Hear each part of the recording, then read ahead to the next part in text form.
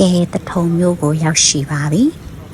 တထုံမျိုးကိုရောက်ရှိချိန်မှာပဲမိုးဖွဲအေးအေးရာသီဥတုလေးကကြိုးစုံနေပါတယ်ရွှေဆိုင်ရန်ဖျားနဲ့အတူနောက်ကမြားတပိတ်တောင်တန်းရဲ့အလားကအရန်ကိုအေးချမ်းနေပါတယ်ကဲအခုကတော့နေလေစားစားဖို့အတွက်တထုံမျိုးတွေကနေတုတ်တုတ်လေးကိုစီးရင်မြန်မာထမင်းဆိုင်လေးစီသွားမှာဖြစ်ပါတယ်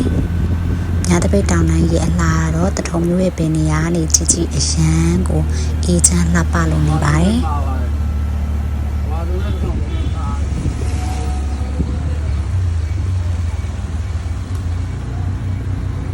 ဒါတော့ထမင်းဆိုင်ရှာရင်တထုံရက်ွက်တွေကိုဖြတ်တော့တွေ့ခဲ့တဲ့တထုံကအိမ်လေးပေါ့နော်တထုံကအိမ်ကြီးကဒီလိုမျိုးရှေးဟောင်းစတိုင်အိမ်ကြီးများပါတယ်အရန်သဘောကျပါတယ်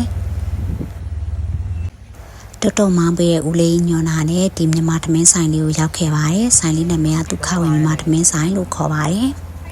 ဟင်းပွဲလေးကိုဒီလိုမှန်ပြီးလို့လေးရထည့်ပြီးတော့ခင်းကျင်းထားတဲ့အတွက်အရန်တန်ရှင်းတရက်တလို့ခံစားရပါတယ်ထမင်းပွဲလေးရောက်လာပါပြီဟင်းလေးတွေကတော့ကြက်အချိုနဲ့ဝက်ကလေးဆောင်မှာလိုက်တာဖြစ်ပါတယ်ဒါပေမဲ့ဒီလိုတို့ဆရာအစုံလင်းနဲ့တူဒီလိုဘူးသီးဟင်းရီပူပူလေးကိုပါလာချပေးပါတယ်ကဲဝီကြီးကတော့ကြက်အချိုလေးယူပြီးတော့ထမင်းစဆွဲပါတော့မယ်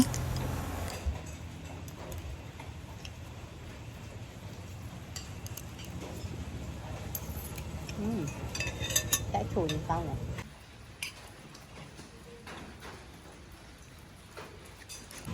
လာဘူးဒီဟေးပူပူလေးပါ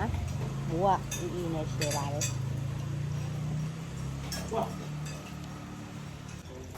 မိုးကအေးအေးဘိုက်ကဆဆာနေပေါ့နော်တလုံးပြီးတလုံးဆဆွဲတာဖြစ်ပါတယ်အတူအမြုပ်လေးကလည်းရှယ်ပဲပေါ့နော်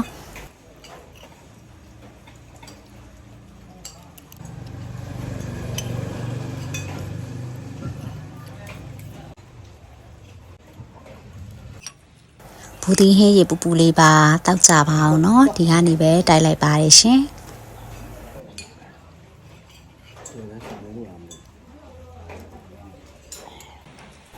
ကဲစားပြီးလို့အားလုံးလည်းပြောင်းပါပြီ